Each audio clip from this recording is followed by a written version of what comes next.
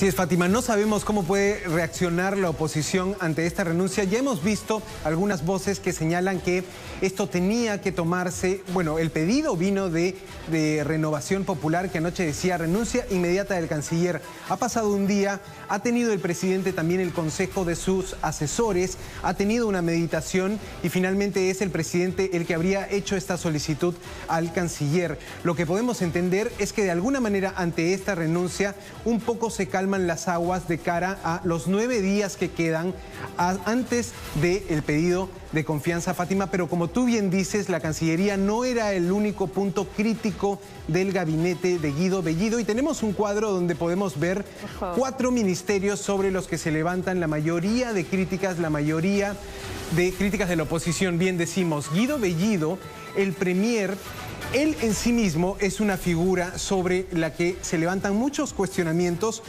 no solo por, digamos, que sea parte de la cúpula de Perú Libre, sino también, Fátima, por los 3 procesos que tiene como investigación. Recordemos, proceso por lavado de activos, proceso por apología al terrorismo y últimamente proceso por delito de terrorismo.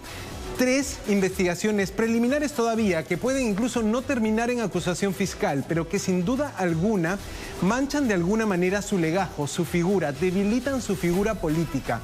Héctor Béjar tenía el cuestionamiento de sus declaraciones explosivas respecto del terrorismo, sus declaraciones que de algún modo parecían justificar, de algún modo generaban una sensación de poca diplomacia, de revertir algún punto de la historia. Él es un historiador que podría sustentar el contexto en el que dijo esas declaraciones, pero eran declaraciones muy poco políticas y que de alguna manera no se ajustaban a la figura de canciller. Luego de la Cancillería también hay bajo cuestión el Ministerio de Defensa, Fátima. Ese es un punto que habían también pedido la salida del ministro de Defensa, Walter Ayala. Allí un poco lo que se criticaba era su poca experiencia en el cargo. El ministro de Defensa es un ministro que debe coordinar con los principales jefes militares de todo el país y en este caso Walter Ayala de alguna manera no requería o no tenía todos estos legajos académicos. Se trata de un abogado que podemos recordar presentó la demanda contra la elección de los miembros del Tribunal Constitucional, un abogado que tuvo también muchas batallas legales en el Colegio de Abogados de Lima. También fue miembro de la Policía Nacional. En sus propias palabras, fui cesado de manera arbitraria y abusiva. Entonces también habían sombras sobre el ministro Walter Ayala. Un cuarto ministro sobre quien se levantan cuestionamientos, Fátima, es el ministro Carrasco, ministro del Interior. Ex fiscal, tuvo que renunciar porque su cargo no era compatible con la licencia que había pedido como fiscal contra el crimen organizado en el norte del país. Él en el sector de Interior también no fue bien recibida su designación por los bloques de oposición y recientemente este incidente de la Inspectoría de la Policía realizando una inspección en la DIRCOTE, algo que ya fue explicado por la propia Inspectoría, señalando que fue una intervención de rutina, que se quería verificar el correcto uso de los recursos policiales. Generó muchas controversias, Fátima, y tampoco hubo una clara respuesta del ministro Juan Carrasco. Esos serían los 4 ministros sobre los que hay más cuestionamiento, Fátima, en este momento en el gabinete, en el gobierno. Pero entonces nos hacemos la siguiente pregunta.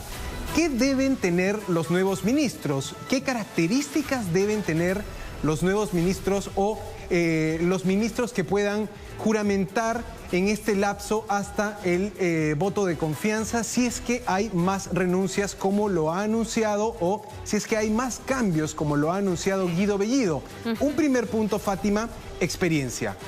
Lo que la oposición le está pidiendo y lo que la opinión pública también lo está pidiendo al presidente es que los funcionarios de gobierno tengan experiencia en el rubro en el que van a trabajar. No solo experiencia como políticos, sino experiencia profesional en el rubro. Un segundo punto, historial democrático, Fátima.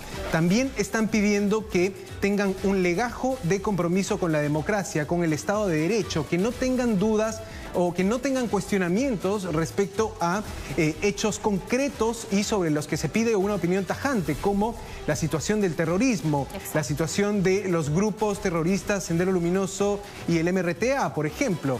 Un tercer punto que consideramos importante para los nuevos funcionarios que puedan ingresar, siempre siguiendo la lógica del anuncio hecho por Guido Bellido de que habrá cambios para la marcha del país. Un tercer punto es la idoneidad legal, Fátima. Las personas que asuman las carteras de Estado, los portafolios de Estado, no deberían tener procesos judiciales, procesos legales que de alguna manera puedan levantar cuestionamientos sobre su trabajo.